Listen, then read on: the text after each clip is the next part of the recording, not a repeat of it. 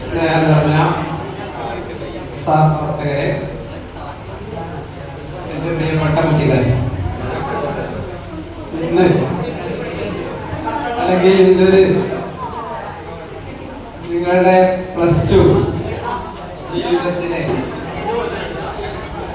ഏറ്റവും അവിസ്മരണീയമായിട്ടുള്ള ഒരു മനുഷ്യരും മറക്കാതെ അറിയാം. അതേപോലെ നമ്മൾ സാധാരണ അങ്ങനെ പറയണ്ടേ, മനുഷ്യരും മറക്കില്ല.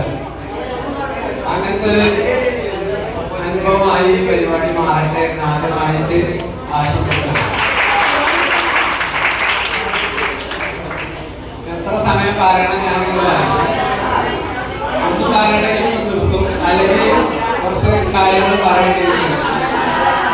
കേൾക്കാൻ എന്തായാലും വലിയ താല്പര്യം ഉണ്ടാവില്ല നിൽക്കാനോ. കാരണം അതങ്ങനെയാണ്. നമ്മളിപ്പോ അതിന്റെ ഒരു ഹാലിലല്ല വേണ്ടത്.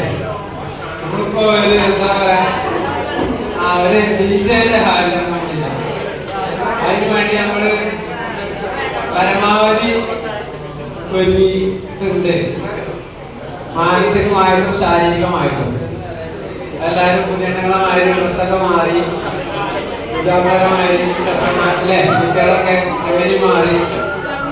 ഏതായാലും ഇതൊക്കെ ജീവിതത്തിന്റെ ഒരു ഭാഗമാണ്, ഒരു ഭാഗ്യമാണ്. ഞാനെന്നെ പറയാൻ കാരണം, ഇങ്ങനത്തെ ഭാഗ്യം ലഭിക്കാത്ത കുറെ കൂട്ടത്തിലെ ആൾക്കാരെ ഞങ്ങൾ പഴയ തലമുറക്കാരാണ്. അന്ന് നിങ്ങളുമായി ഓരോ സമയത്ത് വേറെ വേറെ ഡ്രസ്സ് ധരിക്കാനൊന്നും ഞങ്ങൾക്ക് അല്ലെങ്കിൽ ഞങ്ങളുടെ ചുറ്റുപാടിലെ ആളുകൾക്ക് ഉണ്ടായില്ല. നോമ്പിന് പെരുന്നാൾക്ക് കൊല്ലത്തിൽ ഒരു ഡ്രസ്സ്, എന്തായാലും അടുത്ത കൊല്ലത്തെ പെരുന്നാൾക്ക് പോയാൽ കൂടി അറിയില്ല. അതേമാതിരി അത് ചിലപ്പോൾ അത് ഒരു കൊല്ലം കൂടി കഴിഞ്ഞിട്ട് പുതിയ ഡ്രസ്സ് ഇല്ല. പ്രിയപ്പെട്ട കുട്ടികളെ, എല്ലാവരും ശ്രദ്ധിച്ചു നോക്കണം. നിങ്ങളുടെ കയ്യിൽ വില കൂടിയ മൊബൈലുണ്ട്. നിങ്ങൾ പെട്ട് ഡ്രസ്സ് കൂടാതെ നിങ്ങളുടെ വീട്ടിൽ ഓരോരുത്തർക്കും സെൽഫ് നിറച്ച് ഡ്രസ്സുകളുണ്ടാവും. ഇല്ലാത്തവരാരില്ല.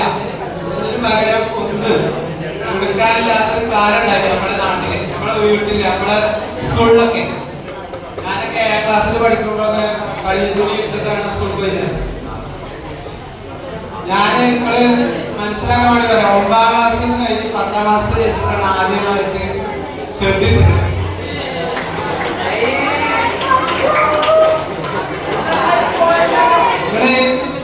അപ്പൊ ഞാൻ അങ്ങനെയാണ്, എല്ലാരും അങ്ങനെയാണ്, എല്ലാരും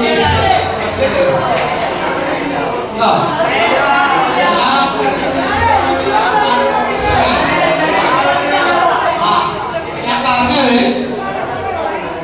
അങ്ങനെയാണ് കാലുണ്ടായത്. അവിടെ നിന്നൊക്കെ മാറിയിട്ട്